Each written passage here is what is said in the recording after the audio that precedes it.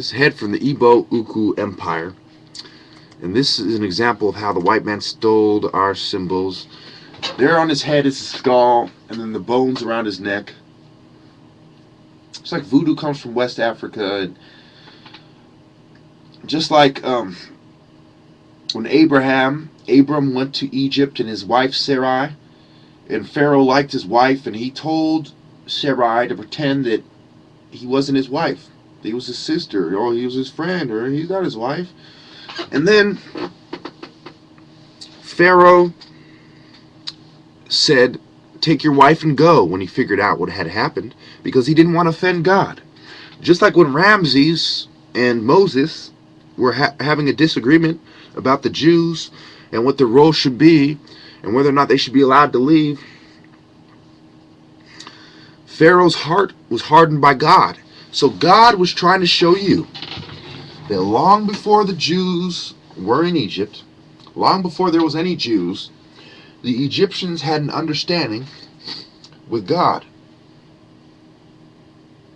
And that understanding involved the Pharaoh embodying the Spirit of the Lord.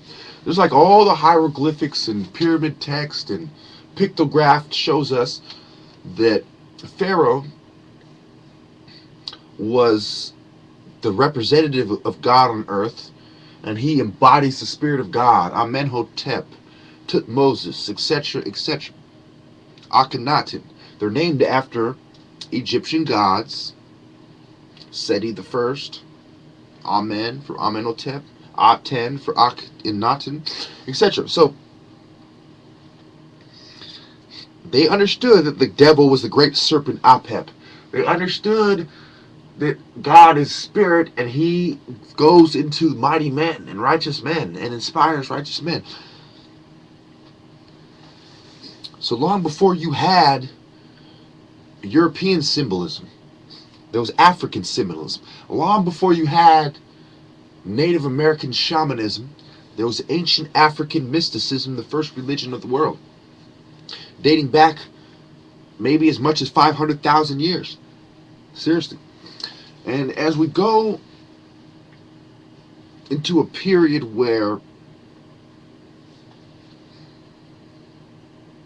modern day history starts emerging, there's a reason why the Europeans start history when they do.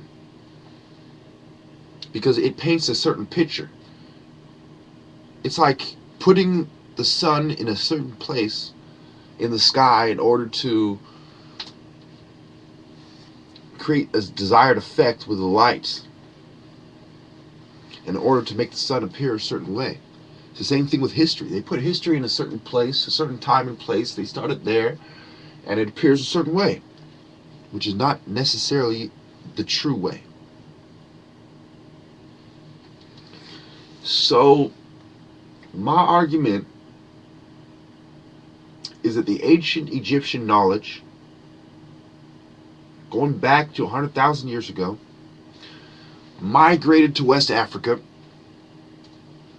and one of the flourishing empires in West Africa. Remember, you have Timbuktu and other places in West Africa that are significant. Ancient stores of knowledge, ancient libraries. You have ancient empires, the Mali Empire. Who was the guy who gave the biggest pilgrimage to Mecca? He was a black West African Muslim from the Mali Empire. And he loaded up elephants and camels and horses with tons and tons of gold and did a pilgrimage all the way across Africa to Mecca. The biggest pilgrimage ever. Mansa Musa. Okay? He also gave away a lot of things for free.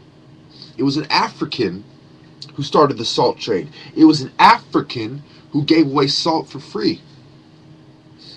It was an African that started collecting gold first.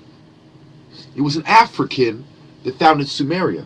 It was an African Akkadian who founded Babylon. I mean, need I go on?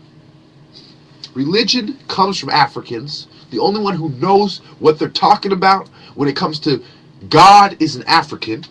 And I would go as far as to say that if a person is not mixed with black, they have no chance of finding God. None. if they don't at least have a drop of black blood. That's like saying a radio can connect to a radio station without having an antenna.